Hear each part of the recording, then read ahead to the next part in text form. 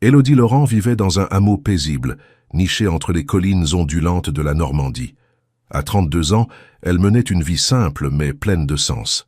Chaque matin, elle se levait avant le lever du soleil, attachait ses cheveux avec un vieux ruban bleu délavé, puis descendait les marches de pierre de sa modeste ferme pour nourrir ses poules et vérifier les plants de lavande.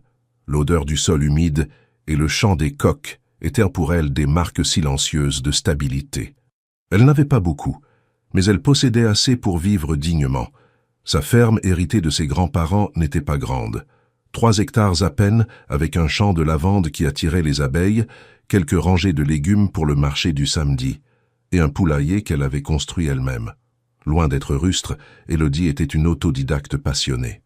Elle lisait des revues agricoles techniques, suivait des formations en ligne quand la connexion le permettait, et tenait un carnet noir dans lequel elle notait chaque idée, chaque observation météorologique, chaque amélioration possible.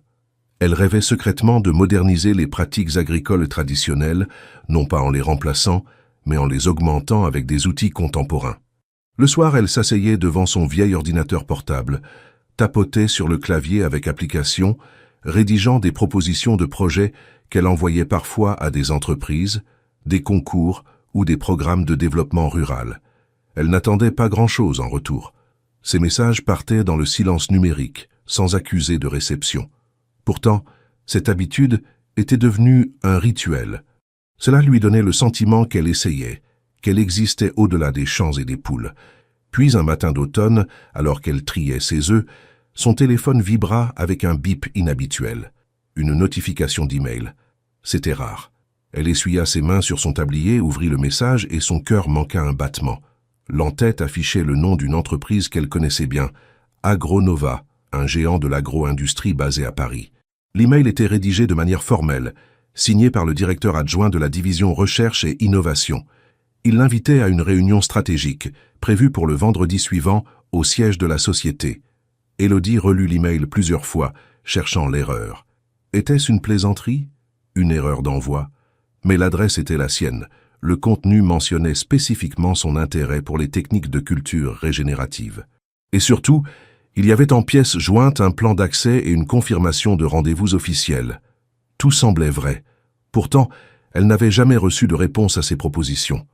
Pourquoi maintenant? Elle hésita toute la journée, son esprit tournant comme une roue mal huilée. En même temps, elle ressentait une chaleur étrange dans la poitrine, quelque chose entre l'excitation et l'appréhension. Finalement, le soir venu, elle imprima l'email, prépara son vieux sac de voyage et sélectionna avec soin la tenue la plus élégante qu'elle possédait. Un manteau beige en laine, une jupe plissée et un chemisier blanc légèrement jauni au poignet. Ce n'était pas grand-chose, mais cela traduisait son respect pour l'occasion. Le lendemain, elle fit les comptes, vendit quelques pots de confiture maison au marché et acheta un billet de train pour Paris. Le départ était prévu pour le jeudi matin, afin d'arriver la veille du rendez-vous. Ce serait sa première visite dans la capitale depuis plus de 10 ans. La nuit précédant le voyage, elle dormit peu. 1000 scénarios se bousculaient dans son esprit. Et si c'était un piège? Et si elle n'était pas à la hauteur? Mais au fond, une pensée persistante balayait toutes les autres. Peut-être que cette fois, quelqu'un avait vraiment lu son idée. Peut-être que tout cela n'était pas un hasard. Peut-être qu'elle avait enfin été entendue. À l'aube, elle chargea son sac, ferma la porte de la ferme et s'arrêta un instant sur le seuil. Le vent caressait les champs violets, les coqs chantèrent déjà. Elle inspira profondément, comme pour emporter avec elle une bouffée de campagne. Puis elle descendit le sentier de gravier en direction de la gare la plus proche, sans savoir que ce voyage allait changer sa vie à jamais. Le train ralentit à l'approche de la gare Saint-Lazare, glissant entre les bâtiments gris de Paris comme un serpent de fer fatigué. Élodie appuyait le front contre la vitre, observant les toits d'ardoise, les murs couverts de tags et les silhouettes pressées sur les quais. La capitale avait quelque chose d'étrangement intimidant. Elle se sentait étrangère dans ce tumulte de béton et de bruit, comme si elle entrait dans un théâtre sans connaître la pièce ni son rôle. Son arrivée fut discrète. Elle descendit du train avec son sac à l'épaule, le manteau boutonné jusqu'au cou. Elle avait tenté de dompter ses cheveux bruns en une tresse serrée, mais quelques mèches échappaient déjà à sa volonté. Elle ne savait pas très bien comment se comporter, où regarder, qui éviter. Elle suivit la foule jusqu'au métro, paya maladroitement son ticket et monta dans une rame en direction de la station la plus proche du siège d'Agronova. Tout autour d'elle, les gens consultaient leur téléphone. Certains en costume sombre, d'autres avec des écouteurs dissimulant des mondes intérieurs. Élodie serrait contre elle la pochette contenant l'email imprimé, comme une preuve tangible de sa légitimité. La tour de verre qui abritait Agronova dominait le quartier comme un monolithe glacé. Les lettres du logo brillaient au sommet du bâtiment. En s'approchant, elle sentit ses jambes se raidir. L'entrée principale était encadrée de colonnes modernes et de portes automatiques, qui s'ouvraient silencieusement devant elle. Le sol en marbre reflétait les talons des cadres qui allaient et venaient d'un pas pressé. Tout respirait l'efficacité, la vitesse, l'assurance. Élodie se dirigea vers le comptoir d'accueil. Derrière une vitre, un agent de sécurité l'observa brièvement avant de lui demander son nom. Elle répondit d'une voix posée mais tendue, en articulant chaque syllabe « Élodie Laurent ». Il tapa sur son clavier, fronça les sourcils, vérifia à nouveau. Rien. Il recommença, changea l'orthographe, consulta une autre liste, toujours rien. Elle sortit alors sa feuille imprimée. L'agent la prit, lut rapidement, puis haussa un sourcil. Le document semblait authentique, bien que son nom n'apparût nulle part dans le planning prévu. Après un moment d'hésitation, il appuya sur un bouton et un badge temporaire sortit d'un petit distributeur intégré au bureau. « Vous pouvez monter », dit-il sans sourire. « Étage 22, salle de conférence C. C'est au fond du couloir à gauche. » Elle le remercia poliment, prenant soin de cacher son trouble. Les ascenseurs étaient rapides, silencieux. À mesure que les chiffres défilaient, elle sentait son cœur battre plus fort. Arrivée au 22e étage, elle fut frappée par le contraste avec l'ambiance feutrée de l'accueil.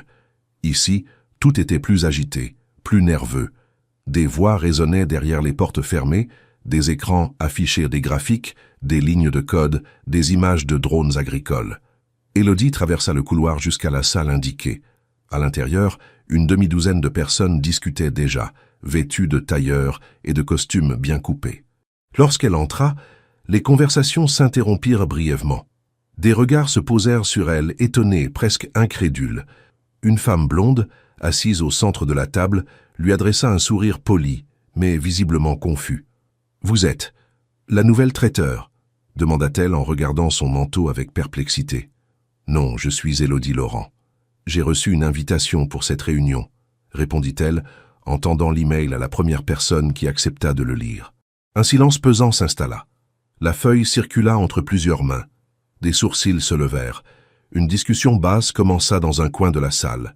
Une autre femme se leva, consulta un agenda numérique, puis fit signe à un assistant en tailleur. « Monsieur Delaroche, le directeur adjoint, est censé présider cette réunion. Il n'a jamais mentionné votre nom, et vous n'êtes pas dans la liste des participants. » Élodie sentit ses joues rougir, mais elle tint bon. Elle reprit calmement. « Je comprends que cela semble étrange, mais j'ai bien reçu cette invitation avec la mention explicite de mon projet. Peut-être y a-t-il eu une erreur de transmission, ou peut-être que quelqu'un ici connaît déjà mon travail. » L'assistante haussa les épaules et quitta la pièce sans dire un mot. Les autres reprirent leur discussion comme si elle n'était plus là. Elle resta debout quelques minutes, le badge suspendu à son cou, sans savoir si elle devait attendre ou partir. Personne ne lui adressa un regard. Elle finit par sortir dans le couloir puis retourna vers l'accueil du plateau. Là, elle s'assit sur une banquette, fixant un tableau abstrait accroché au mur. Les secondes passaient lentement. Elle avait l'impression d'être un objet oublié dans un lieu qui n'était pas le sien. Elle repensa à sa ferme, à la lavande, à l'odeur du pain chaud le matin. Ici, tout sentait le plastique, le café en capsule et le parfum coûteux. Un jeune homme apparut soudain, un badge stagiaire accroché à sa chemise. Il semblait pressé mais intrigué. Il s'approcha d'elle. « Vous êtes bien, Madame Laurent ?» demanda-t-il en s'asseyant à côté d'elle. « Je suis désolé pour ce qui se passe. Je viens de regarder dans notre système et il n'y a vraiment aucune trace de votre convocation. C'est étrange. Pourtant, votre email est bien signé par notre directeur adjoint. » Il tendit la main et elle lui passa la feuille. Il la lut attentivement, plissa les yeux, prit une photo avec son téléphone. « Je vais creuser un peu. Ce genre d'adresse ne peut pas apparaître comme ça par hasard. Et vous avez bien dit que ce projet, vous l'avez conçu vous-même ?» Elle acquiesça sans hésiter. Il hocha lentement la tête puis se leva. « Attendez ici. Je reviens. » Élodie le regarda disparaître au fond du couloir. Autour d'elle, l'agitation continuait, mais elle restait invisible. Un fantôme sans costume, sans titre, sans reconnaissance. Pourtant, quelque chose venait de s'ouvrir. Une brèche, infime, mais réelle. Elle ne comprenait pas encore pourquoi elle avait été convoquée, mais elle pressentait que cette confusion n'était pas une simple erreur. Et elle était venue jusqu'ici. Elle n'avait pas traversé la moitié du pays pour rentrer chez elle sans avoir compris ce qui se tramait derrière ses portes. Les minutes s'égrenaient avec une lenteur désarmante, pendant qu'Élodie attendait, assise sur le banc au coussin trop rigide du couloir principal. Autour d'elle, les employés défilaient dans un balai constant, jetant parfois un regard furtif dans sa direction, avant de détourner les yeux, comme si sa présence hors norme menaçait un certain équilibre tacite de l'ordre social du bâtiment. Elle serrait contre elle son sac et gardait les yeux fixés sur la moquette beige, où s'entrelaçaient des motifs abstraits sans signification. Il ne s'agissait plus d'impatience, mais d'un sentiment plus profond, plus lourd, l'impression de ne pas exister dans un univers bâti pour les autres. 30 minutes plus tard, le jeune stagiaire réapparut. Il semblait légèrement essoufflé, comme s'il avait dû franchir plusieurs obstacles invisibles pour revenir jusqu'à elle. Il s'assit à ses côtés avec une expression mi-embarrassée, mi-intriguée. « Je m'appelle Mathieu, dit-il doucement. J'ai fouillé un peu partout, vraiment. J'ai vérifié les archives des convocations, les calendriers internes, même les bases de données des correspondances envoyées à l'extérieur. Il n'y a rien. Votre nom n'apparaît nulle part. C'est comme si votre invitation n'avait jamais été enregistrée. » Élodie fronça légèrement les sourcils. Elle répondit avec calme, mais une pointe de frustration filtrait dans sa voix. Pourtant, l'email vient bien de l'adresse de Monsieur Delaroche. C'est une adresse officielle, non? Oui, c'est ça qui est étrange. C'est bien une adresse interne, et pas une redirection ou un faux domaine. Je l'ai vérifié ligne par ligne, mais il n'y a aucun log d'envoi associé à ce message dans notre système. Officiellement, ce mail n'a jamais été envoyé depuis ici. Le silence s'installa à nouveau entre eux. Mathieu fixait le document, comme s'il espérait qu'il finirait par lui livrer son secret. Il tapota son téléphone quelques instants, puis continua d'un ton plus prudent. Ce genre d'email ne peut apparaître tout seul. Il a bien été généré par quelqu'un.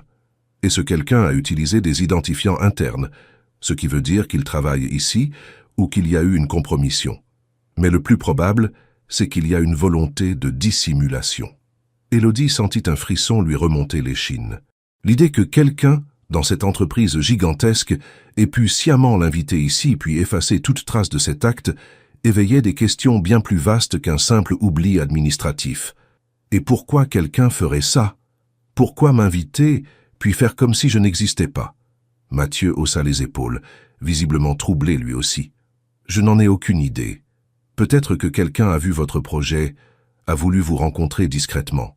Peut-être qu'il y a eu un changement de plan. Ou pire, quelqu'un a peut-être utilisé votre idée sans autorisation et cherche maintenant à couvrir ses traces. Elle le regarda, les yeux légèrement plissés. Cette dernière hypothèse résonnait douloureusement. Son dossier, elle l'avait envoyé par email à plusieurs entreprises il y a quelques mois, y compris ici.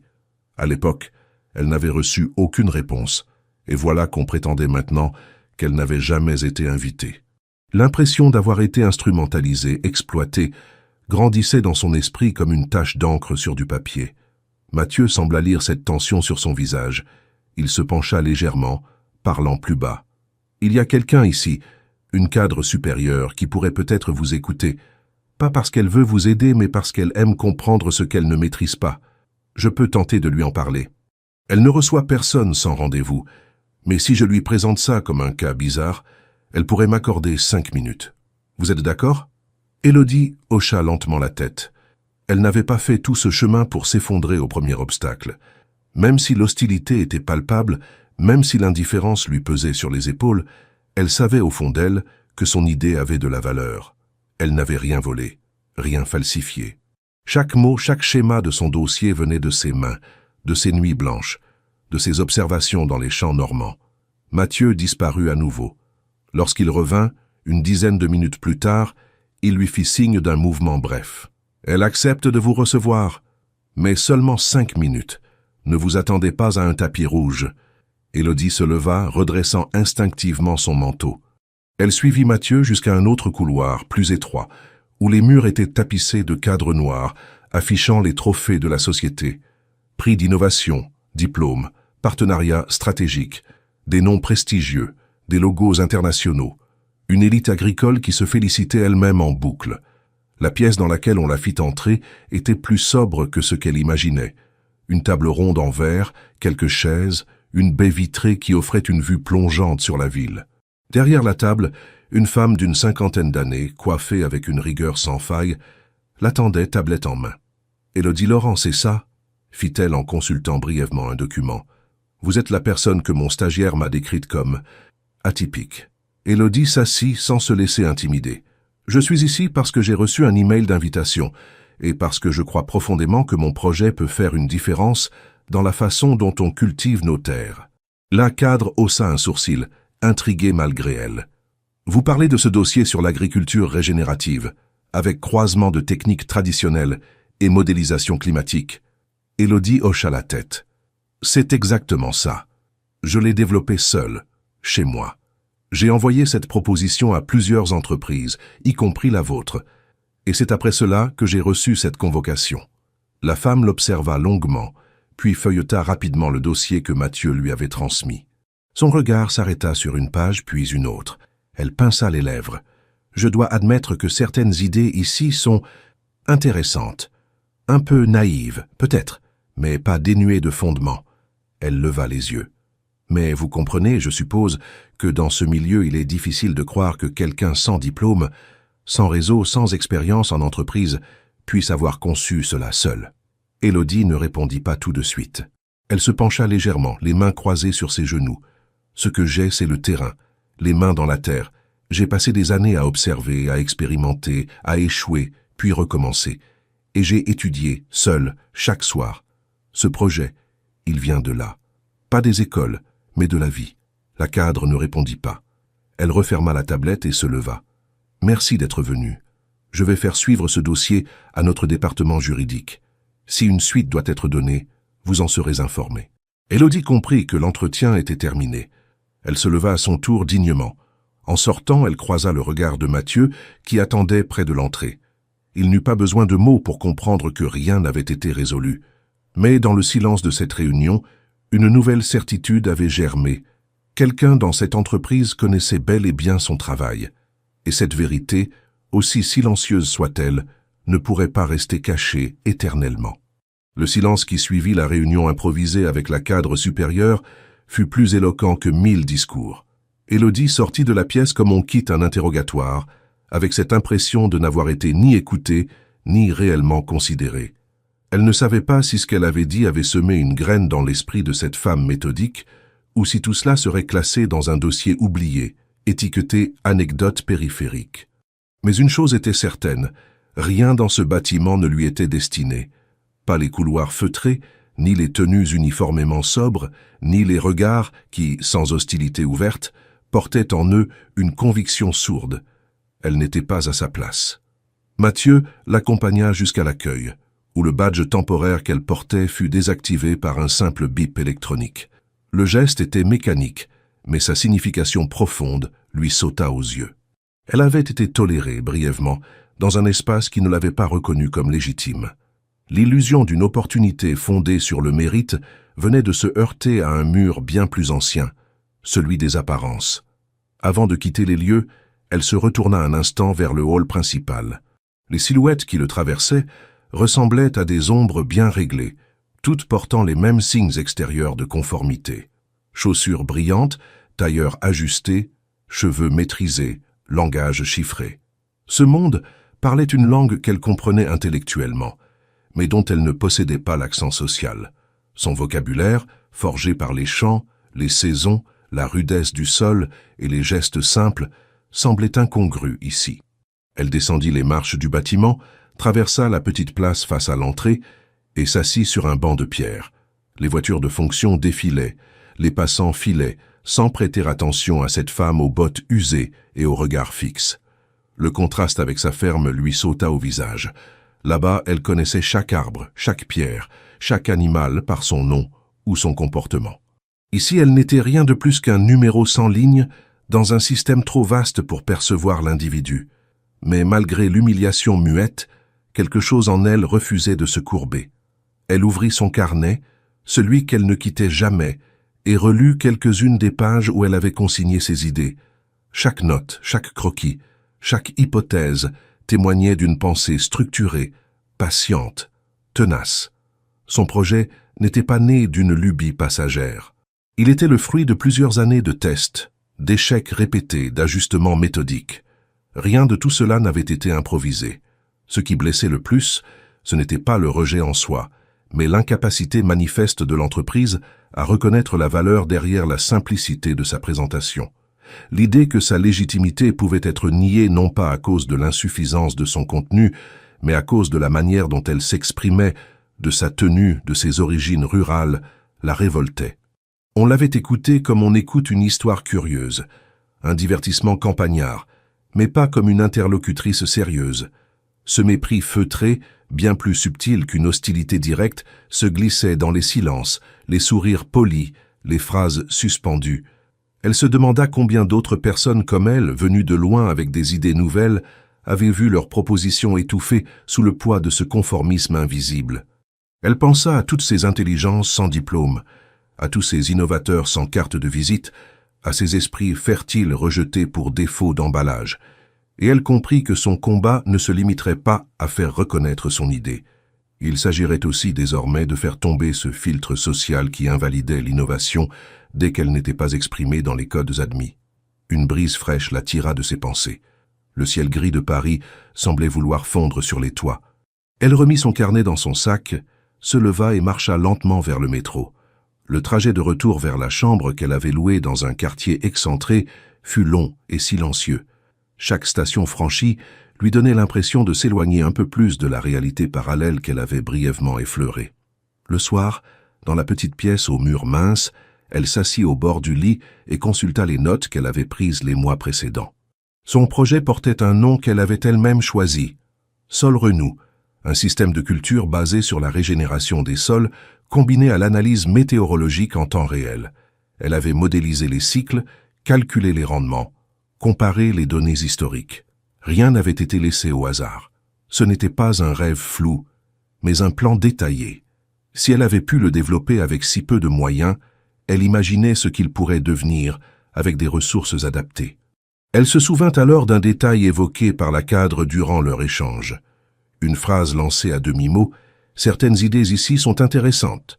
Cette reconnaissance partielle, même mêlée de condescendance, trahissait une vérité plus inquiétante.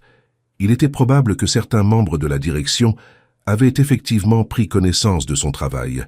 Peut-être même qu'il circulait déjà dans les couloirs, sous une autre forme, avec un autre nom. L'idée qu'on puisse exploiter sa proposition sans jamais lui en attribuer la paternité fit monter en elle une colère froide, méthodique. Elle alluma son ordinateur portable et commença à fouiller. Elle consulta le site de l'entreprise, les annonces de projets récents, les communiqués de presse.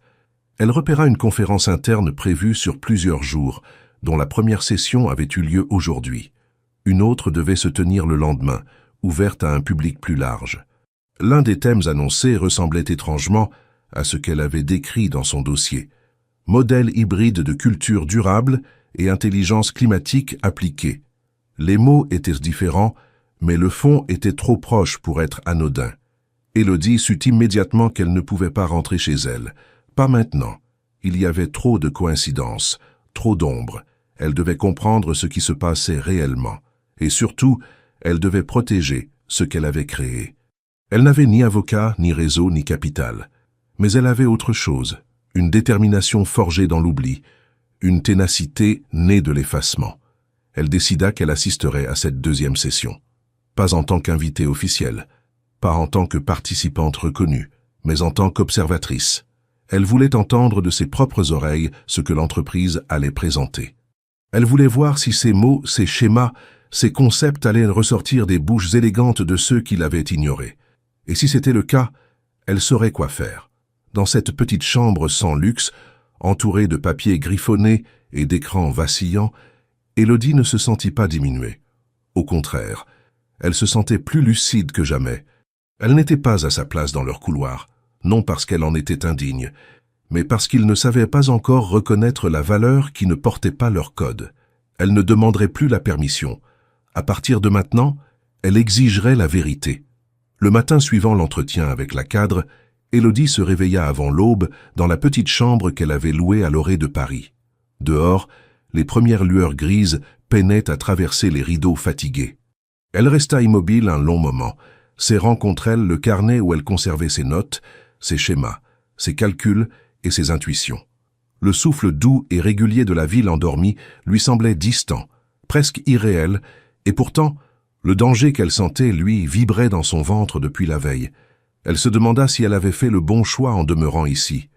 Mais l'idée même de rentrer à sa ferme, de retourner là-bas comme si rien ne s'était passé, lui paraissait désormais impossible. Quelque chose de plus vaste que sa simple vie campagnarde l'appelait. Vers 9 heures, un doux souffle de soulagement accompagna la sonnette de la porte. Mathieu, le stagiaire au badge au cou, apparut dans l'encadrement, les traits tirés par un mélange d'excitation et de fatigue. Il tenait dans sa main un dossier imprimé, l'air grave. « Je crois que j'ai trouvé quelque chose, dit-il en entrant. Mais ce n'est pas joli. » Élodie se redressa sur le lit, tâchant de maîtriser l'espoir qui se levait en elle. « Qu'est-ce que c'est » demanda-t-elle, le cœur serré. Il déposa le dossier sur la table de chevet, ouvrit la première page et montra des lignes de code, des adresses IP, des horodatages. Il expliqua qu'en interrogeant les serveurs de messagerie de l'entreprise, il avait découvert que le courriel l'invitant à la réunion avait bien transité par le serveur principal de l'entreprise, comme le montrait l'entête authentique. Mais dans les métadonnées de l'attachement, le document PDF lié à mon projet, se trouvait une adresse IP extérieure, non attribuée à un poste de l'entreprise, mais à un serveur de cloud public basé dans un pays étranger. Autrement dit-il lentement, le mail est parti de l'entreprise, mais le fichier joint a été ajouté ultérieurement depuis l'extérieur. Quelqu'un a utilisé les bons identifiants internes pour envoyer le message, puis a joint un document existant sur un serveur extérieur, ce qui explique pourquoi votre nom n'apparaît nulle part dans les bases de données internes. Élodie sentit un vertige. Une partie d'elle jubilait. L'erreur administrative devenait un acte délibéré, mais une autre boule se forma dans sa gorge. Si c'était le cas, ce document avait pu être altéré, copié encore et republié sous un autre nom, ailleurs. Qui avait accès à ce serveur extérieur? Pourquoi avoir agi depuis un nuage numérique lointain? Mathieu feuilleta d'autres pages. J'ai passé au peigne fin l'historique des accès. Il y a une entrée suspecte, un poste identifié seulement comme utilisateur interne, sans nom, qui a accédé au document original de votre dossier il y a environ 2 semaines, pendant la nuit. L'horodatage correspond. Ensuite, l'attachement apparaît sur le mail envoyé à vous, 3 jours plus tard. Aucun usage interne n'explique ce saut. C'est comme si quelqu'un avait exfiltré vos fichiers, puis les avait renvoyés comme s'ils venaient de vous, pour créer une piste crédible, mais rose bonbon, parfaitement falsifiée. Élodie sentit les larmes lui monter aux yeux, non de douleur, mais d'indignation. Elle ferma les poings, comme pour ne pas trembler. « Tu es sûr ?» articula-t-elle d'une voix ferme. « Je ne veux pas me tromper. Si je dois tout perdre, autant savoir précisément pourquoi et comment. » Il hocha la tête, le visage tiré. « Je suis sûr. Et ce n'est pas tout. J'ai retrouvé que ce même serveur public a hébergé, voilà 6 mois, une version antérieure de votre dossier, avec un nom différent, mais le même contenu technique, la même structure, les mêmes schémas. Le fichier avait été mis en ligne par un utilisateur anonyme, puis supprimé. Ce n'était pas public, pas un forum, pas un blog, un dépôt caché. Personne ne l'a remarqué, jusqu'à maintenant. » Élodie ferma les yeux. Elle revoyait sa ferme, la terre humide sous ses bottes, le chant monotone des abeilles sur la lavande, ses calculs tardifs à la lueur de la lampe, toutes ces nuits où elle avait imaginé des plans, des rotations, des cycles nutritifs, des diagrammes de rendement. Tout cela avait été volé, dupliqué, remanié, et peut-être promis à d'autres avant qu'elle n'en ait conscience. Pendant un instant, elle se demanda si tout n'était qu'un rêve fou qu'elle projetait sur des feuilles, une chimère qu'un professionnel aurait convertie en annonce clinquante sous un nom flatteur. Mais quand elle rouvrit les yeux, ce fut non avec peur, mais avec détermination. Elle ne dirigerait pas de plainte, pas encore. Elle n'avait pas d'avocat, pas d'expérience en justice, juste la vérité, brute, nue, documentée, et un jeune stagiaire prêt à risquer sa place pour l'aider.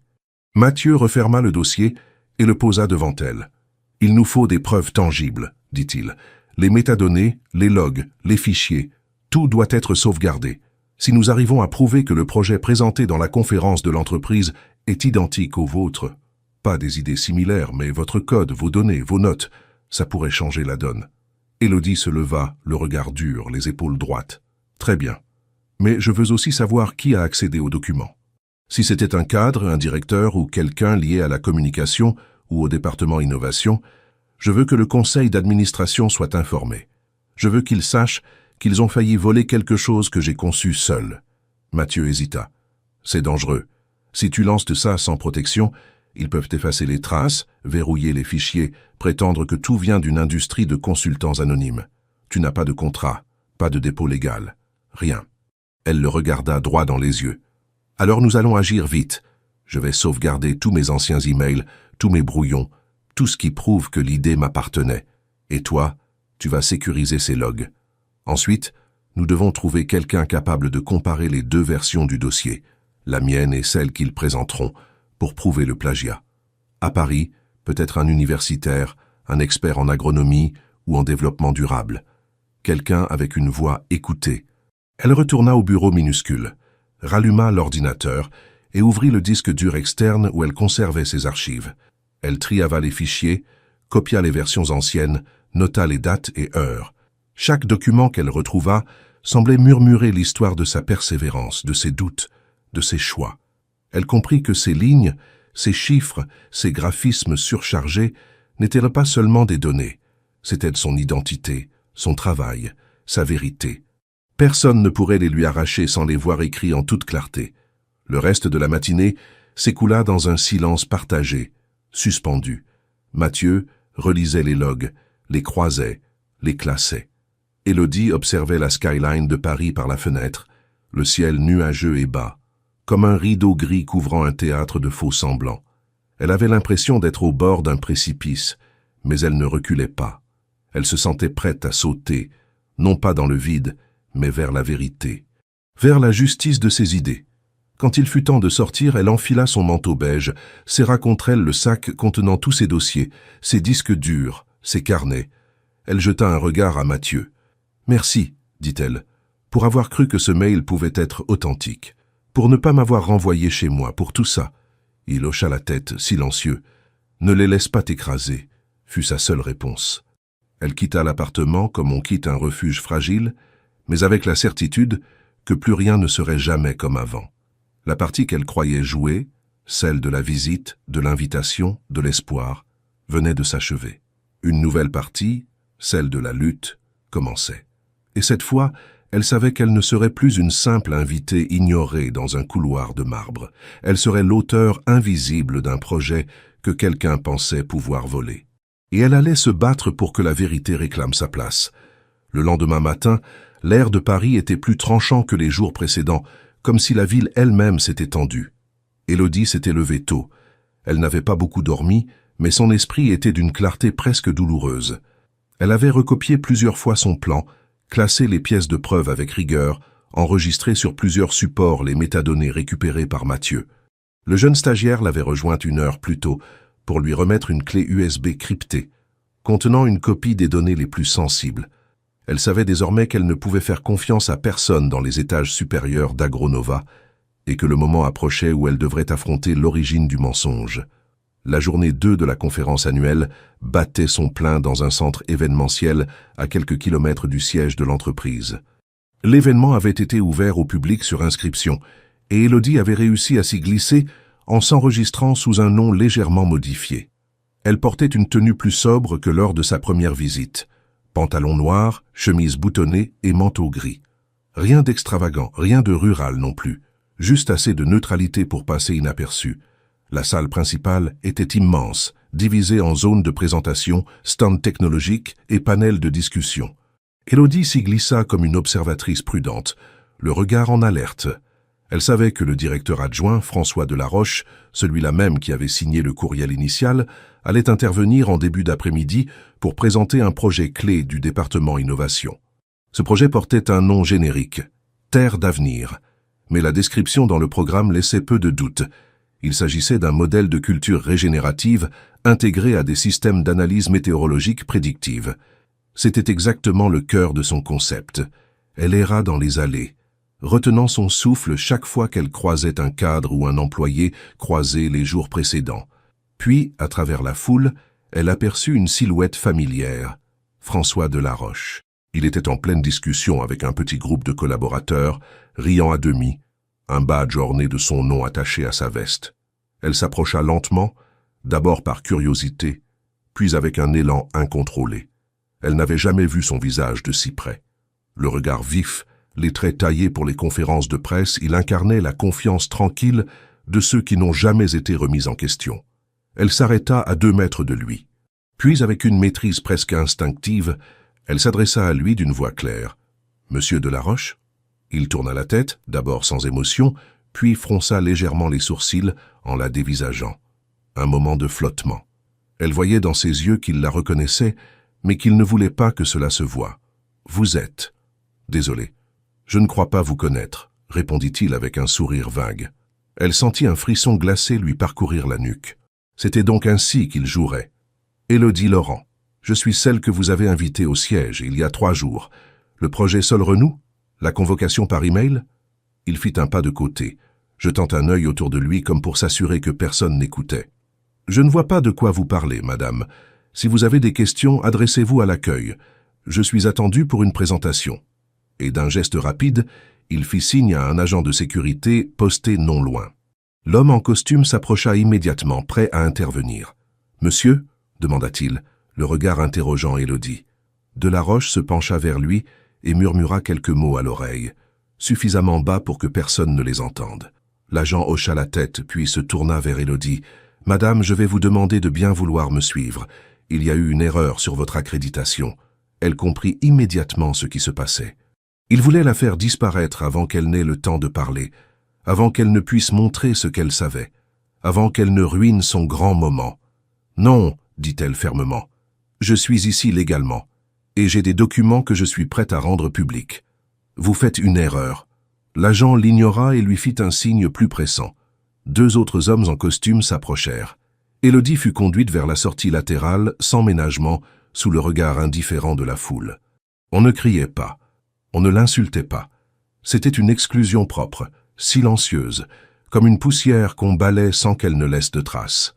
Une fois dehors, elle resta immobile quelques secondes, respirant difficilement. Mais avant qu'elle ne puisse reprendre ses esprits, une voix familière la héla. « Élodie, attends !» Mathieu courait vers elle, tenant une pochette à la main. « Je t'ai vu depuis le stand presse. J'ai assisté à toute la scène. Ils essaient clairement de t'effacer. Mais tu ne vas pas les laisser faire, pas après ce que j'ai trouvé. » Il lui tendit la pochette. À l'intérieur, un ensemble de documents, des captures d'écran, des extraits d'emails internes et surtout une correspondance interceptée entre 2 membres du département innovation. L'un d'eux mentionnait explicitement la version retravaillée du projet Solrenou, sous le nouveau nom de Terre d'avenir. Il était écrit noir sur blanc que le concept original avait été repensé pour correspondre aux attentes du comité de validation, et que la source initiale, non officielle, ne devait pas être évoquée en public. Élodie resta figée.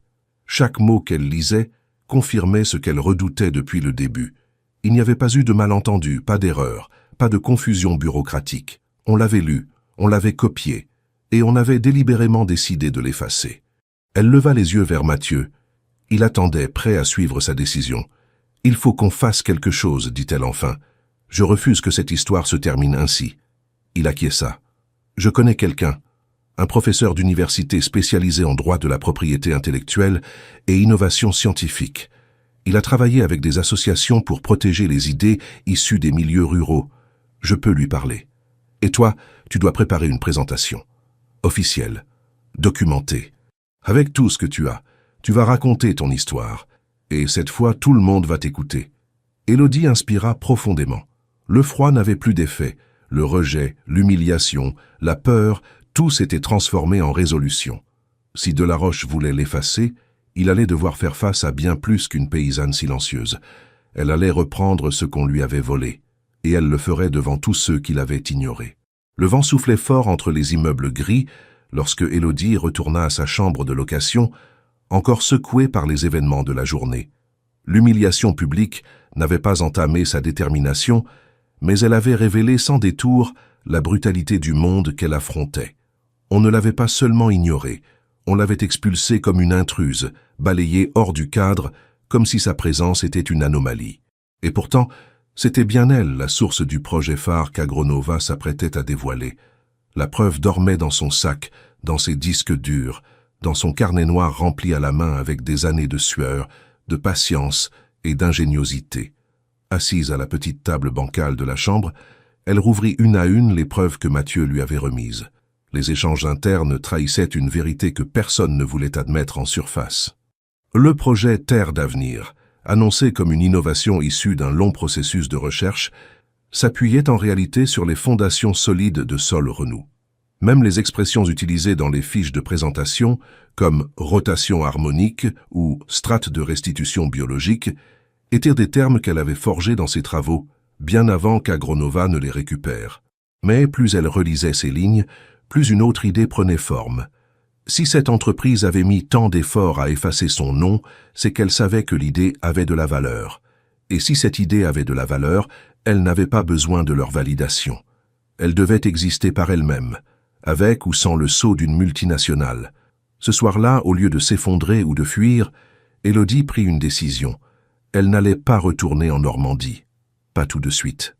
Elle allait rester à Paris, continuer à creuser, à construire son dossier, à contacter des alliés. Sa vérité devait émerger, et pour cela, elle devait jouer leur jeu à sa manière. Elle se mit d'abord à chercher un logement plus stable. Elle trouva une petite chambre en colocation dans un quartier périphérique, chez une dame âgée dont le fils, ancien professeur, vivait à l'étranger. En échange d'un loyer modique, elle accepta de l'aider à entretenir le jardin et à faire quelques courses. L'endroit n'était pas grand, mais il lui offrait une certaine sécurité, et surtout une connexion Internet stable pour continuer son enquête. Pendant les jours suivants, Élodie étudia chaque membre du comité exécutif d'Agronova. Elle dressa des profils, retrouva des articles, analysa les déclarations publiques et les décisions prises par chacun au cours des dernières années. Ce qu'elle découvrit l'écœura. Plusieurs projets de l'entreprise avaient été nourris d'idées extérieures, souvent issues de concours ouverts à de jeunes chercheurs ou à des agriculteurs indépendants. Et bien que la participation ait toujours été ouverte et transparente, les gagnants annoncés ne correspondaient jamais aux idées les plus originales. En creusant davantage, elle réalisa que les projets écartés servaient souvent de base à des produits lancés 6 mois plus tard, sous des noms modifiés, présentés comme fruits du travail interne. Elle reconnut même des fragments de projets qu'elle avait étudiés elle-même, comme si l'entreprise avait bâti un modèle de prédation intellectuelle institutionnalisé. C'était bien plus qu'une affaire isolée. Elle se retrouvait face à un système. Un soir, alors qu'elle organisait ses preuves, Mathieu la rejoignit dans un café discret du 19e arrondissement. Il était tendu, les yeux cernés, mais déterminé. « Je me suis arrangé pour récupérer les documents internes liés à la préparation de la conférence. Le plan initial, les premières versions des supports de présentation. Et devine quoi ?» ajouta-t-il en sortant un fichier imprimé. Il posa une page sur la table. En haut, le titre « Projet SLRN, phase 1, origine externe à valider ». Ce n'était pas le nom final, mais les initiales de Sol Renou étaient là. En dessous, un commentaire manuscrit « À retravailler pour intégration dans la présentation Terre d'avenir. Supprimer toute référence source. Appropriation par innovation interne. » Élodie sentit son cœur accélérer. C'était l'aveu direct, noir sur blanc. Une preuve irréfutable de l'appropriation. « Et ce n'est pas tout, » continua Mathieu. « J'ai trouvé le document que tu avais envoyé il y a plusieurs mois au concours de la Fondation Agronova. Il a été rejeté officiellement, mais il a bien été téléchargé, partagé à l'interne et modifié. C'est là que tout a commencé. » Elle se souvenait parfaitement de cette tentative. À l'époque, elle avait joint un document de plus de 60 pages, avec des annexes, des simulations climatiques, des résultats de terrain. Elle n'avait jamais reçu de réponse, pas même une confirmation de réception. Elle pensait alors que son projet avait été ignoré. En réalité, il avait été absorbé, vidé de son nom et projeté sur une scène à laquelle elle n'aurait jamais dû avoir accès. Elle serra les dents. Cette fois, elle ne laisserait pas passer. Elle n'était pas venue ici pour mendier une reconnaissance symbolique. Elle voulait qu'on sache, qu'on admette et qu'on corrige. Avec l'aide de Mathieu, elle prit contact avec un professeur de l'Institut national agronomique de Paris, recommandé par l'ancien collègue de la dame qui l'hébergeait. Ce professeur, François Lemoine, avait travaillé sur des dossiers sensibles liés à la protection des idées agricoles issues de l'économie populaire. Il accepta de la recevoir, intrigué par la clarté des documents qu'elle avait transmis en amont. Le jour de la rencontre, Élodie se présenta avec l'ensemble de ses archives, des copies numériques, des témoignages et un dossier chronologique rigoureux. Lemoine fut impressionné par la qualité de la documentation, la précision technique du projet et surtout par la violence administrative dont elle avait été victime. « Vous avez été pillée, Madame Laurent », déclara-t-il après une heure de lecture attentive, et pas par un amateur. Ils ont couvert leurs traces avec méthode. Mais ils ont laissé suffisamment d'indices pour qu'un œil averti voie ce qui s'est passé.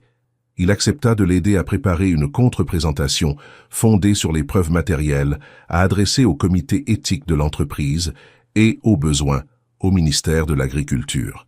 Il proposa également de l'accompagner lors d'un prochain événement public où le projet Terre d'avenir serait de nouveau présenté, pour l'aider à établir une comparaison technique en direct, devant témoins.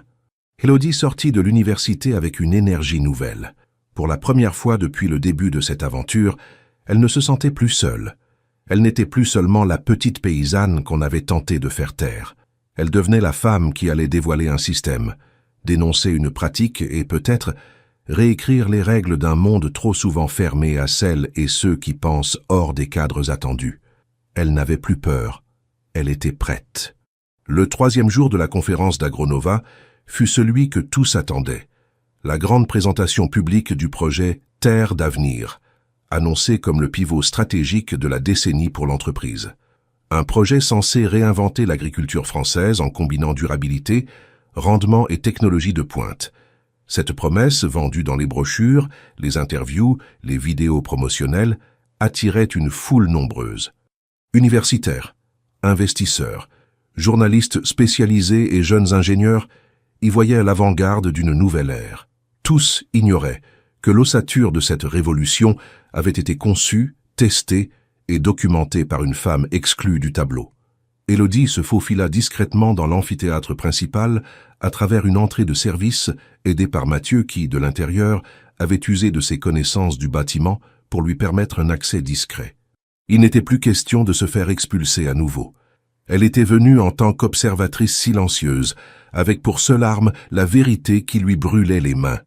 Assise tout au fond de la salle, dissimulée par l'ombre, elle sortit son carnet noir et posa sur ses genoux une copie de son propre projet Solrenou. Chaque schéma, chaque formule, chaque tableau y était encore intact. Elle avait préparé un comparatif détaillé avec la version présentée par Agronova. Il ne restait plus qu'à attendre l'intervention de François Delaroche. Lorsque celui-ci entra sur scène, vêtu d'un costume sombre et d'une chemise claire soigneusement repassée, il fut accueilli par des applaudissements nourris. Il se tenait droit, sûr de lui, prêt à dérouler une narration parfaitement huilée. Derrière lui, un écran géant afficha les premières slides du projet. Images de terres asséchées se transformant en prairies fertiles, phrases clés sur la résilience des systèmes agricoles et la synergie des savoirs. Dès les premières minutes, Élodie sentit une colère froide monter en elle. Les mots utilisés, les principes mis en avant, les outils présentés, tout lui appartenait. Il n'y avait pas de coïncidence. Il n'y avait pas d'inspiration partagée. Ce qu'elle voyait là, c'était le vol organisé, l'appropriation méticuleuse, rendue présentable par une mise en forme professionnelle.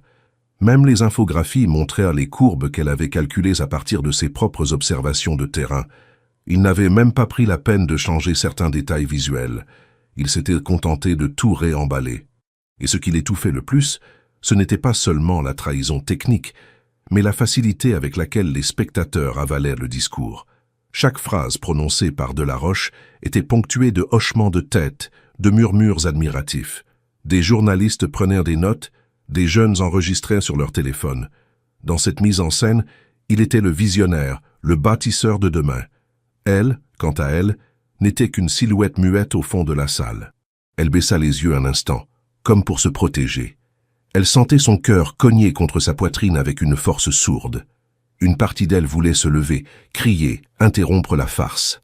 Mais l'autre partie savait que ce serait inutile. Sans cadre, sans preuve à l'instant, sans autorité pour la soutenir, on l'accuserait immédiatement de provocation, de mensonge, de déséquilibre. On ferait d'elle une femme frustrée venue perturber le progrès. Elle devait attendre. Préparer le moment exact où elle aurait la parole, les appuis et les preuves. Ce moment viendrait. Mais ce n'était pas encore celui-là. La présentation dura plus d'1 heure. Delaroche déroula les étapes du projet comme s'il en avait vécu chaque composant, comme s'il avait lui-même marché dans les champs, collecté les données, formulé les équations. Lorsqu'il mentionna les essais pilotes, réalisés dans 3 exploitations partenaires, Élodie reconnut même la méthode qu'elle avait utilisée sur ses propres parcelles. Une alternance de cultures avec analyse des sols avant et après chaque cycle, croisée avec des données météorologiques locales.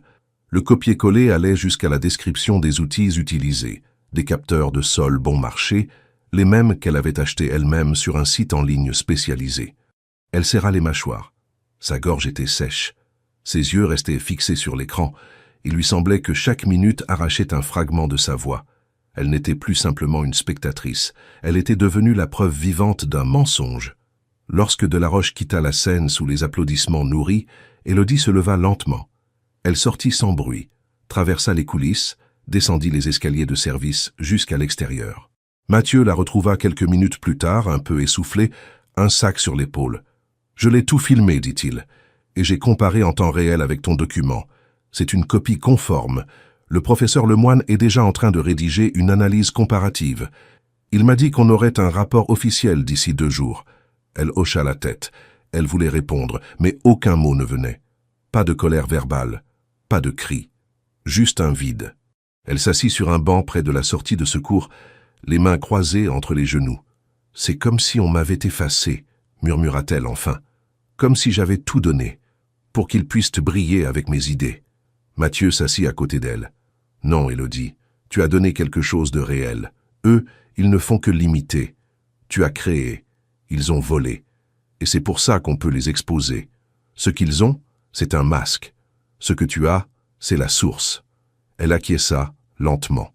Son visage restait impassible, mais son esprit se réorganisait déjà. Le choc passé, le plan reprenait forme. Ils avaient montré leur jeu. Ils avaient exposé le plagiat au grand jour, pensant que personne ne viendrait les contredire. Mais ils s'étaient trompés. Elle sortit de son sac une nouvelle pochette, différente des précédentes. Ce n'était pas un dossier de preuves, c'était un plan de communication. Préparé avec soin par le professeur Lemoine, et un ancien journaliste reconverti dans la défense des lanceurs d'alerte. Une stratégie complète, identification des points faibles, calendrier des publications, contact dans la presse et surtout une proposition de conférence publique pour dénoncer le cas, preuves à l'appui. Élodie ouvrit la première page. Le titre était simple, « La vérité derrière Terre d'avenir ». Elle referma la pochette, se leva et regarda droit devant elle. « Je vais les confronter. Pas dans l'ombre, pas en me cachant. Je veux que chaque personne qui a applaudi aujourd'hui sache ce qu'ils ont fait, et ce que j'ai fait, moi, pour qu'on ne m'oublie plus jamais. » 3 jours après la grande présentation du projet Terre d'avenir, la tension avait changé de camp. Ce qui, pour Élodie, avait d'abord été une lutte solitaire contre l'invisibilité, prenait désormais les contours d'un affrontement stratégique et documenté. Elle n'était plus seule. Autour d'elle gravitaient désormais des alliés concrets. Mathieu, le stagiaire devenu confident et investigateur, le professeur Lemoine, dont la rigueur académique imposait le respect, et une poignée de soutiens discrets, réunis par une cause commune, faire éclater la vérité. Dans une salle de travail mise à disposition par l'université agronomique, Élodie relisait pour la énième fois les conclusions du rapport comparatif préparé par Lemoine. Sur une 50aine de pages, il avait mis en lumière les correspondances mot pour mot, les schémas identiques, les méthodologies reprises à l'identique et les structures de données copiées sans attribution. Les preuves étaient solides, Mais un élément manquait encore pour que le dossier devienne inattaquable. Il fallait un lien numérique irréfutable entre le fichier d'origine, celui qu'Élodie avait envoyé au concours d'Agronova, et la version exploitée dans la présentation de Delaroche. Une connexion invisible mais présente. Les métadonnées. Ce mot que jusqu'alors elle associait à un jargon lointain d'informaticien devint son obsession.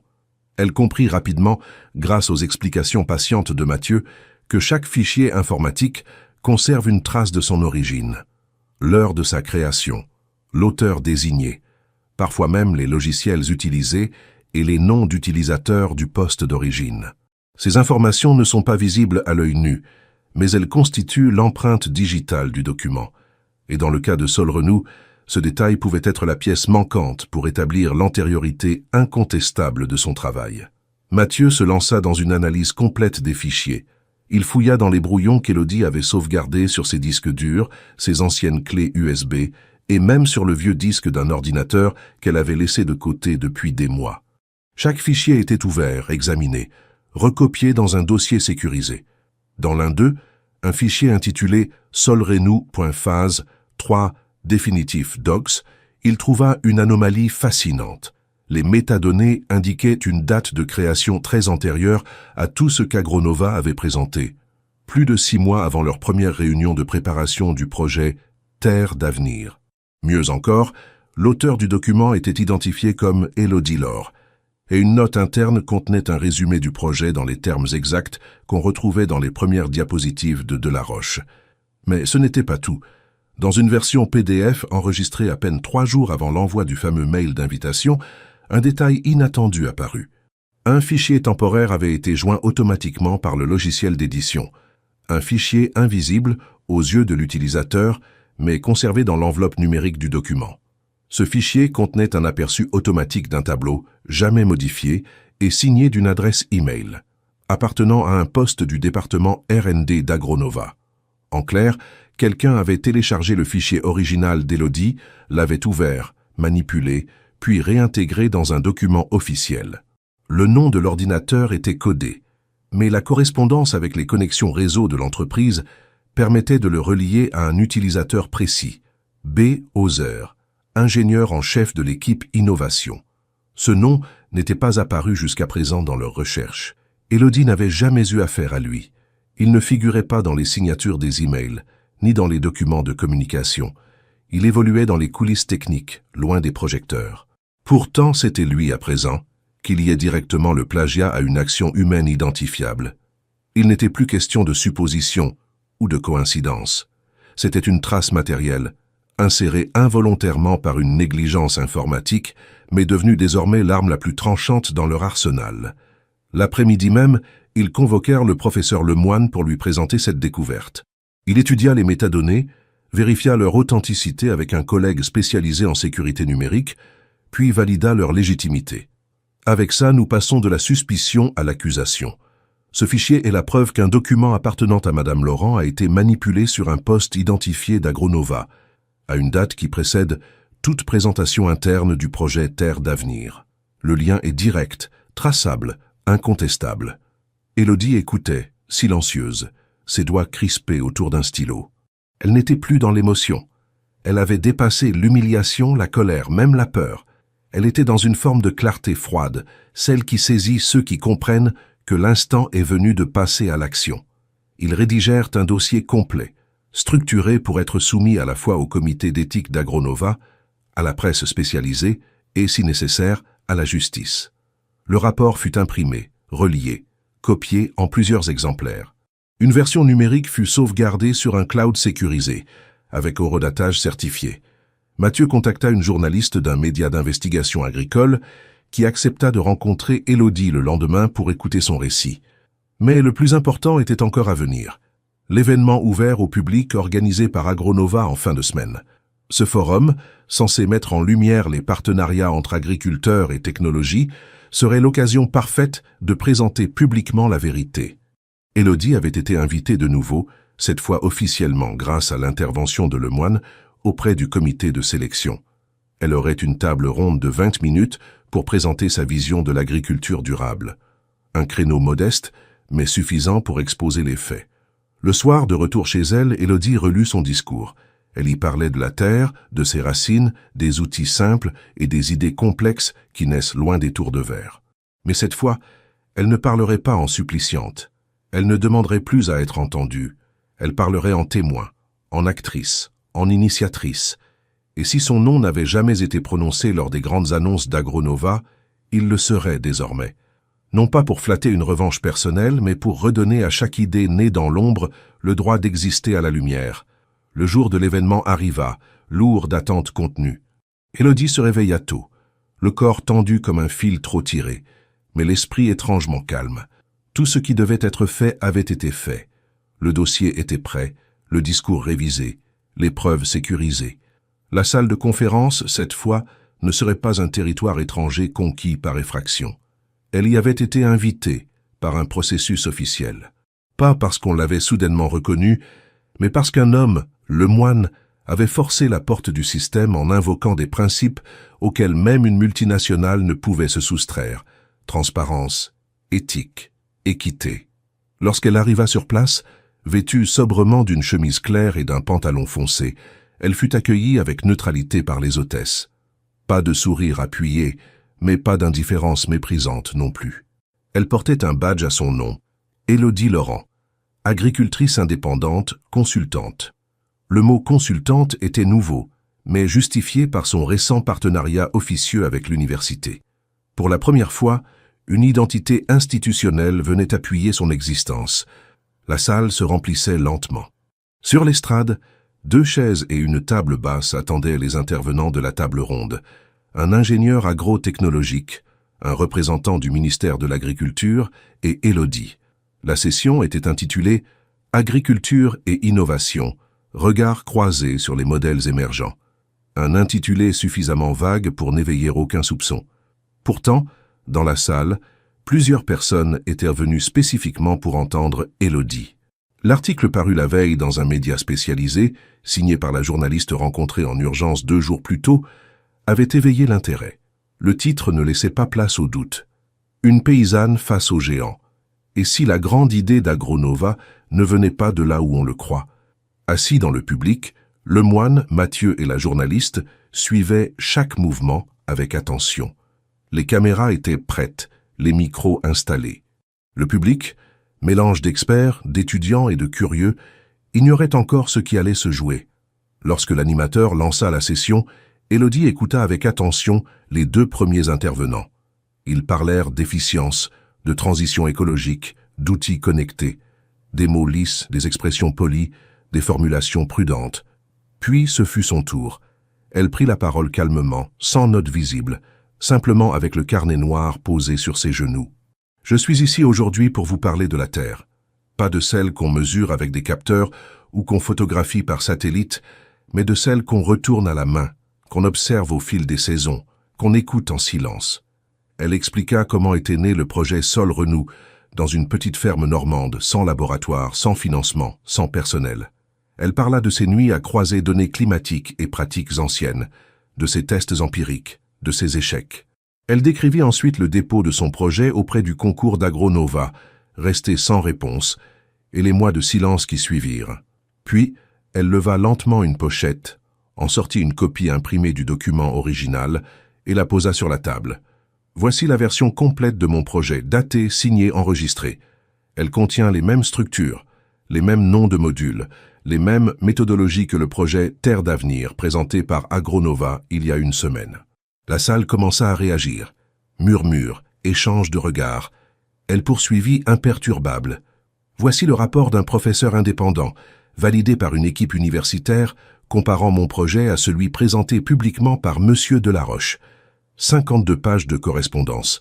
Et voici, elle brandit un 2e dossier, l'analyse technique des métadonnées, identifiant l'origine du fichier modifié sur un poste interne d'Agronova, daté avant la première présentation du projet. Elle ne leva pas la voix. Elle ne trembla pas.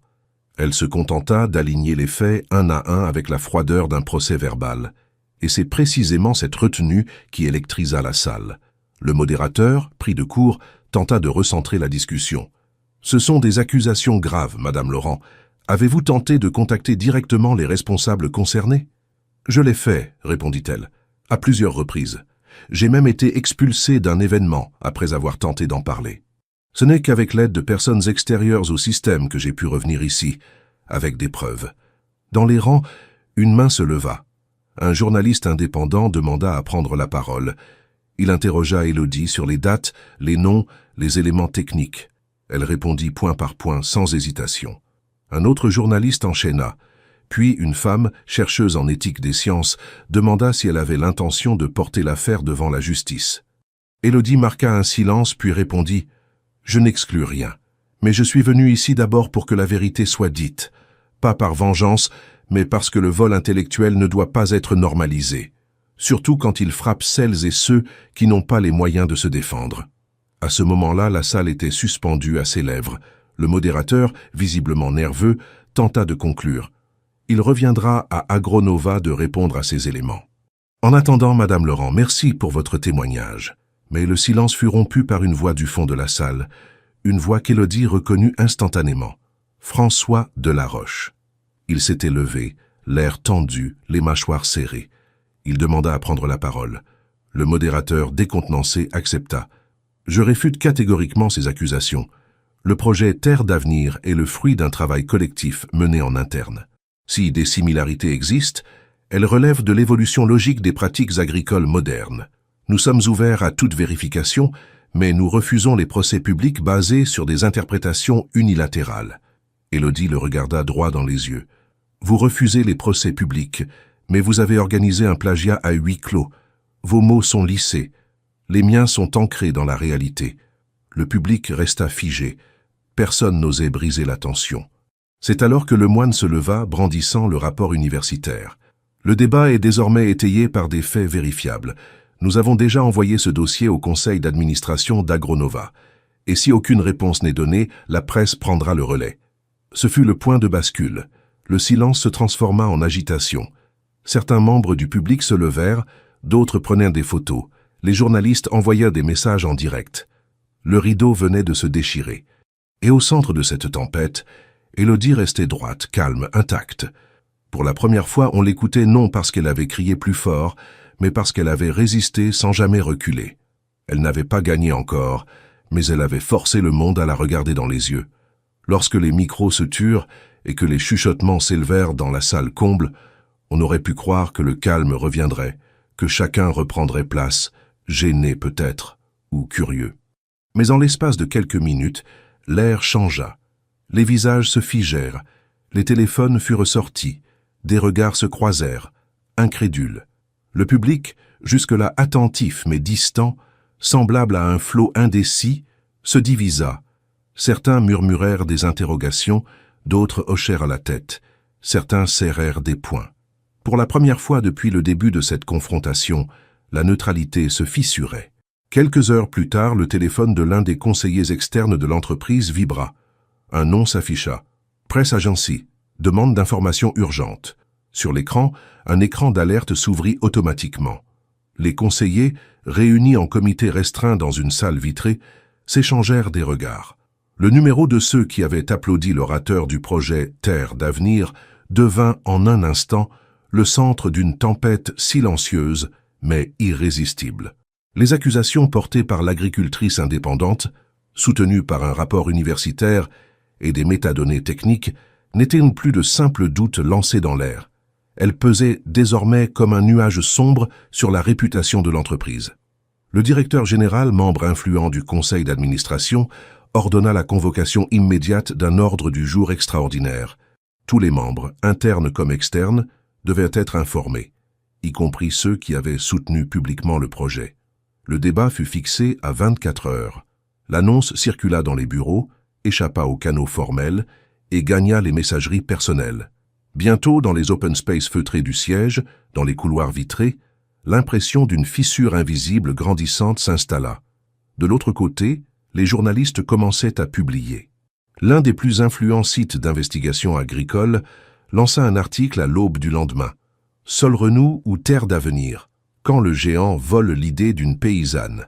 L'article était factuel, précis, sans sensationnalisme gratuit, mais porté par la force des preuves. Il citait le rapport, les métadonnées, le témoignage public, Il présentait les responsabilités internes, les dates, les correspondances. Peu après, d'autres médias, imprimés ou en ligne, reprirent le thème. Des blogs de recherche, des forums d'agronomes, des portails d'étudiants diffusèrent l'histoire sous la forme d'une controverse majeure. Dans les heures qui suivirent, une alliance inattendue se forma entre certains membres du conseil d'administration, inquiets des retombées.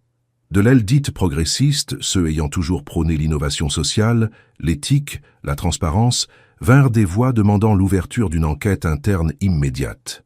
Ils appuyèrent leur position sur le fait que l'entreprise risquait non seulement un scandale moral, mais un effondrement de confiance devant les investisseurs, les partenaires européens, les producteurs partenaires. Une lettre collective fut envoyée au président du Conseil, exigeant la suspension provisoire du projet Terre d'avenir jusqu'à la clarification complète du cas. Le président, d'abord dubitatif, fut rapidement poussé dans un angle. La pression monta. Les investisseurs externes contactèrent leurs représentants. Les partenaires ruraux posèrent des questions. Le ministère de l'Agriculture, alerté par des médias, fit savoir qu'il surveillait la situation, qu'il s'intéresserait à toute plainte officielle pour plagiat, détournement de propriété intellectuelle. Et surtout, la presse maintenait le feu allumé. Chaque détail, chaque document, chaque témoignage était scruté, diffusé, partagé. On lisait les noms, on examinait les effets, on sondait les réactions. Quand l'heure de la réunion du Conseil arriva, la salle était pleine. Un mélange de cadres supérieurs, de juristes, de représentants externes, d'actionnaires et de quelques observateurs sélectionnés. L'atmosphère était grave, froide. Le directeur adjoint, l'un des principaux artisans du projet, attendait en silence, entouré de notes, de graphiques, de plaquettes. Il avait conscience pour la première fois que les applaudissements précédents n'étaient plus qu'un décor fragile, prêt à s'effondrer. La séance s'ouvrit. Le président annonça l'ordre du jour. Examen des accusations portées contre le projet Terre d'avenir et les conditions de son développement. Les documents furent projetés, les principales pièces, rapports universitaires, métadonnées, comparatifs techniques, distribués à chacun. Un silence pesant s'installa. Puis le premier membre du conseil prit la parole. Une femme directrice d'un portefeuille de grands comptes, réputée pour son sens de l'éthique. Si ces éléments sont avérés, commença-t-elle d'un ton froid, ce que nous avons devant nous n'est pas un simple manquement, mais un acte de spoliation. Une entreprise se doit de protéger les idées, surtout quand elles viennent de l'extérieur. Nous ne pouvons pas continuer comme si rien ne s'était passé. Un autre intervenant, un représentant d'actionnaires institutionnels, acquiesça. Notre rôle n'est pas seulement de financer, mais de garantir la légitimité de nos engagements. Si notre image institutionnelle est compromise, cela remet en cause la valeur même du projet. Peu à peu, les voix favorables à une enquête prirent le dessus. Le directeur adjoint tenta une défense technocratique, parler d'évolution convergente, similitudes inévitables dans un secteur limité, absence de lien formel entre les deux dossiers. Ces arguments atténués, vacillants, furent balayés par la précision des documents présentés.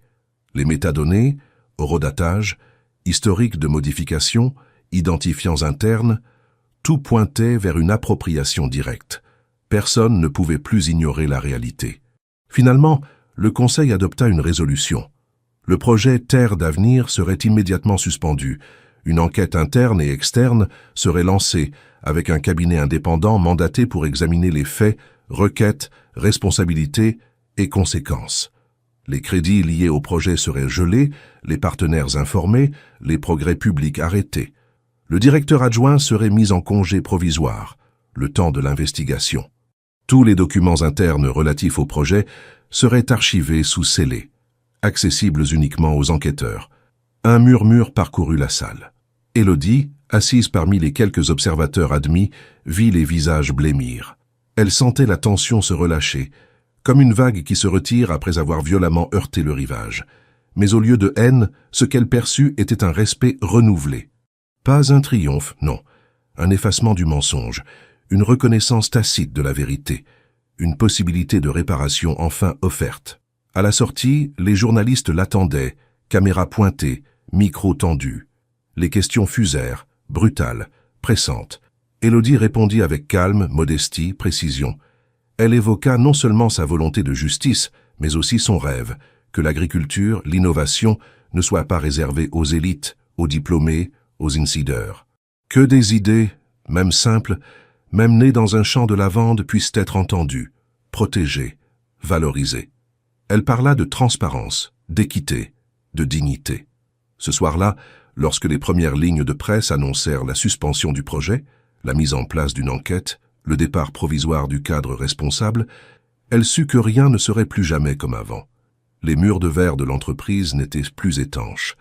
Les idées avaient un visage, elles aussi. Et ce visage, désormais, appartenait à la vérité. Après le choc public, les heures qui suivirent furent à la fois chaotiques et silencieuses pour Élodie. Elle n'était plus dans le feu de l'action, mais au bord d'un gouffre de décision.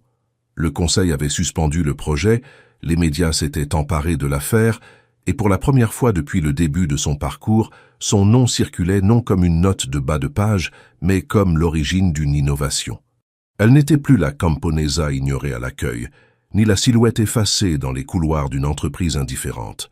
Elle était devenue, malgré elle, une figure centrale d'un débat national sur l'éthique de l'innovation. Pourtant, dans l'intimité de sa chambre, Élodie doutait, pas de la légitimité de son combat. Cela, elle ne le remettrait jamais en question, mais de ce qu'elle allait faire de cette victoire. Car l'affaire avait pris des proportions bien au-delà de ce qu'elle imaginait. Des journalistes internationaux la contactaient, des étudiants lui écrivaient, des producteurs de podcasts lui proposaient des entretiens. Et, au milieu de cette agitation, une lettre officielle fut déposée par coursier. Une invitation à discuter d'un accord à l'amiable avec Agronova. Le courrier était clair. L'entreprise reconnaissait, sans l'écrire explicitement, l'origine problématique du projet Terre d'avenir. Elle proposait un dédommagement financier conséquent, accompagné d'une clause de confidentialité. En échange, Élodie renoncerait à toute action en justice et à toute communication ultérieure sur le sujet. Une somme qu'elle n'aurait jamais pu imaginer. Elle aurait pu acheter plusieurs fermes, investir dans un projet personnel, sécuriser sa vie pour les années à venir. Mais lorsqu'elle lut les dernières lignes, une colère sourde monta en elle. Ce que l'entreprise tentait d'acheter, ce n'était pas son silence, c'était son effacement. À nouveau, elle refusa l'offre. Le jour même, elle convoqua une réunion avec le moine, Mathieu, et la journaliste qui l'avait accompagnée depuis les premières révélations. Elle leur exposa sa décision, non comme un acte de bravoure, mais comme une nécessité morale. Elle ne voulait pas d'un chèque qui gommerait son nom de l'histoire. Elle voulait que son projet vive, mais dans la lumière. Pas comme une monnaie d'échange. Quelques jours plus tard, elle prit la parole dans un nouveau colloque sur l'agriculture durable, cette fois organisé par un consortium d'universités et d'associations. Elle y présenta elle-même Sol Renou pour la première fois dans sa version complète, documentée, libre. Devant une salle attentive, elle parla du modèle, de ses fondements, de ses usages. Mais surtout, elle parla de collaboration, de respect des sources, de la manière dont les grandes entreprises pourraient, au lieu de prendre, apprendre à intégrer sans effacer. Ce discours fut largement relayé. Et c'est à la suite de cet événement qu'un nouveau courrier arriva, cette fois rédigé d'un ton différent. Il venait du nouveau directeur intérimaire d'Agronova. Celui-ci proposait non plus un accord de dédommagement, mais un partenariat éthique, fondé sur une reconnaissance complète de l'origine du projet. Il proposait que Sol Renou soit officiellement intégré au programme de développement durable de l'entreprise, avec Élodie en tant que consultante principale, détentrice des droits intellectuels, avec mention permanente de sa paternité dans chaque communication. Élodie hésita. Elle consulta le moine, échangea avec Mathieu. La question n'était plus de savoir si elle avait gagné, mais comment cette victoire serait utilisée. Après réflexion, elle accepta. Non pour se soumettre à l'entreprise, mais pour transformer de l'intérieur ce qui avait tenté de l'exclure. Elle posa des conditions strictes. Aucun droit exclusif sur la technologie, transparence totale sur les usages, création d'un fonds d'accompagnement pour les innovations rurales et publication publique de l'historique du projet. L'entreprise accepta. Les semaines suivantes furent denses. Élodie fut intégrée dans l'équipe en charge de la refonte du programme. Elle travaillait à distance, depuis sa ferme, mais aussi depuis un petit bureau à Paris. Elle partageait désormais son temps entre les champs et les réunions, entre le silence des lavandes et le tumulte des discussions techniques. L'ajustement ne fut pas simple. Il fallut apprivoiser les cadres, naviguer dans les jeux d'influence. Mais elle restait fidèle à elle-même. directe, précise, ancrée dans la réalité du terrain. Son projet évolua. Il gagna en précision, en portée, mais sans jamais perdre l'âme qui l'avait fait naître. Elle supervisa des tests dans plusieurs régions, adapta le modèle à différents climats, valida des protocoles de formation. Elle insista pour que chaque agriculteur impliqué soit rémunéré non comme testeur, mais comme co-développeur. Le changement de culture au sein de l'entreprise fut lent, mais réel. Plusieurs employés reconnurent en privé qu'ils avaient été choqués par l'affaire. Certains lui demandèrent conseil pour leurs propres projets. D'autres, plus discrets, commencèrent à envisager un nouveau rapport aux idées venues de l'extérieur. La presse, de son côté, continuait de suivre l'histoire, non plus sous l'angle du scandale, mais sous celui du redressement. Le récit de la camponesa, devenue actrice du changement, intéressait. On l'invita à des conférences, à des panels, à des formations. Mais elle restait sélective. Elle refusait les formats simplistes, les raccourcis émotionnels. Elle parlait peu d'elle, beaucoup de ce qui l'avait amenée à penser différemment. Un soir, dans sa ferme redevenue calme, elle observa le champ de lavande au crépuscule. Tout était semblable à ce qu'elle avait laissé. Et pourtant, tout avait changé. Elle n'était plus l'agricultrice inconnue écrivant ses idées à la lumière d'une lampe d'atelier. Elle était devenue une voix entendue, sans avoir jamais trahi ses principes. Elle avait refusé l'achat de son silence, pour offrir à son idée une place qu'aucune somme ne pouvait acheter, celle d'un modèle de vérité reconnu. Et alors qu'elle caressait les tiges encore tièdes d'un plant de lavande, elle pensa, sans nostalgie, à cette première nuit où elle avait reçu ce fameux email. Il n'y avait plus d'amertume. Il n'y avait que la certitude tranquille d'avoir tenu bon. Quelques mois après la reconnaissance officielle de son projet, Élodie Laurent n'était plus simplement un nom murmuré entre spécialistes de l'agriculture durable. Elle était devenue une référence. Non une célébrité bruyante, mais une figure qui imposait le respect, la rigueur et la vérité dans un domaine trop souvent accaparé par des discours creux ou des innovations de surface. Son visage apparaissait désormais dans les revues spécialisées. Ses interventions étaient attendues dans les conférences. Ses articles relayés par des réseaux de recherche, mais surtout, sa voix portait là où elle n'avait jamais été entendue auparavant, dans les zones rurales, auprès des jeunes qui, comme elle autrefois, se sentaient déconnectés du monde de l'innovation. Un matin, une équipe de journalistes venus de Bruxelles lui rendit visite dans sa ferme. Ils tournaient un documentaire pour une chaîne européenne consacrée à l'avenir de l'agriculture. Élodie les reçut simplement, comme elle l'aurait fait pour des voisins curieux. Elle leur montra ses plans de lavande, les parcelles où elle avait testé les premières versions du modèle Sol-Renou, les petits capteurs fixés au sol, modestes mais précis, les carnets noircis à la main qu'elle n'avait jamais cessé de remplir. Elle ne jouait aucun rôle. Elle était fidèle à ce qu'elle avait toujours été, une femme de terrain, d'observation, de réflexion silencieuse. Le documentaire, diffusé quelques semaines plus tard, fit sensation. Sans musique dramatique, sans effets spectaculaires, il racontait le chemin d'une idée née loin des centres de pouvoir et qui avait su s'imposer par sa seule justesse. Il montrait comment une approche fondée sur la régénération des sols, le respect du vivant et l'intelligence des rythmes naturels pouvait s'allier à la technologie sans en devenir esclave. Les images de sa ferme, contrastant avec les bureaux d'Agronova, les captures d'écran de ses fichiers originaux, les témoignages des collègues universitaires, tout résonnait avec une sincérité rare. Loin d'un récit victimaire, c'était l'histoire d'une reconstruction. À la suite de cette diffusion, plusieurs écoles agricoles contactèrent Élodie pour l'inviter à intervenir dans leur programme. Elle accepta, mais posa une condition. Elle ne viendrait que si le cours pouvait se faire en partie sur le terrain, dans sa ferme, là où le modèle était né.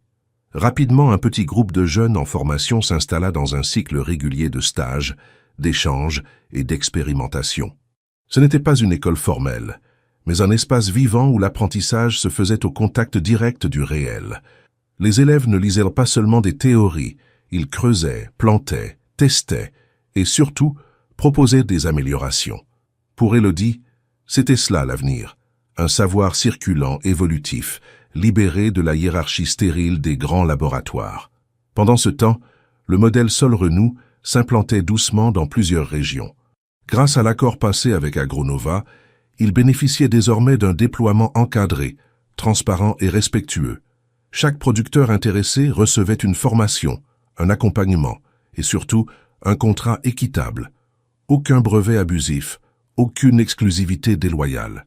L'entreprise avait appris, non sans heurts, qu'innover n'était pas seulement introduire une nouveauté, mais reconnaître les sources, respecter les trajectoires, assumer les erreurs.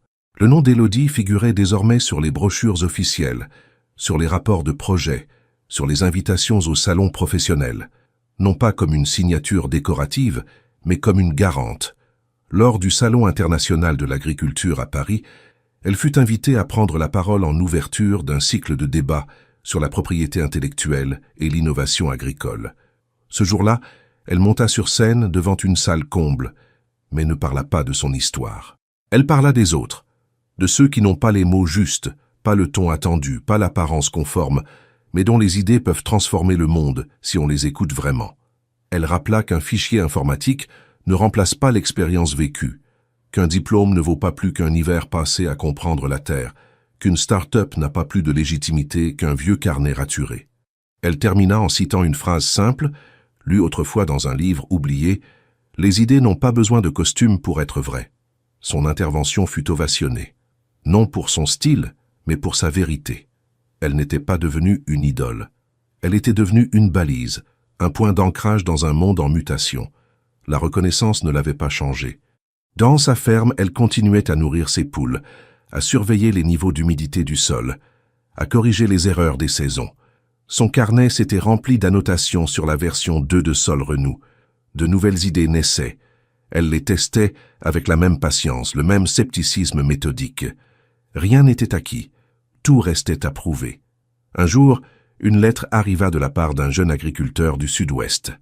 Il écrivait qu'il avait découvert son travail, qu'il avait adapté ses méthodes à une culture de légumineuses sur terrain aride, et qu'il avait obtenu une hausse de rendement inattendue. Il terminait en disant « Merci de m'avoir fait comprendre que la vérité peut venir d'un champ, pas seulement d'un laboratoire. » Elle relut cette phrase plusieurs fois, puis la copia dans son carnet. Ce n'était pas une victoire, ni une revanche. C'était un début. Le nom d'Élodie Laurent figurait désormais dans les dossiers ministériels, dans les références académiques, dans les bases de données d'innovation. Mais ce n'est pas là qu'il comptait le plus. Il comptait sur les lèvres de ceux qui, dans le silence des campagnes, recommençaient à croire que leur savoir avait une valeur. Il comptait dans les conversations entre élèves en formation, dans les forums d'agriculteurs, dans les échanges discrets entre techniciens de terrain. Elle était devenue celle que l'on citait non parce qu'elle avait crié plus fort, mais parce qu'elle avait tenu bon, parce qu'elle avait résisté, parce qu'elle avait refusé de disparaître. Et désormais, chaque fois que l'on parlait d'agriculture régénérative en France, un nom revenait sans hésitation, Élodie Laurent, non plus la paysanne qu'on n'avait pas reconnue, mais la femme qu'on ne pouvait plus ignorer.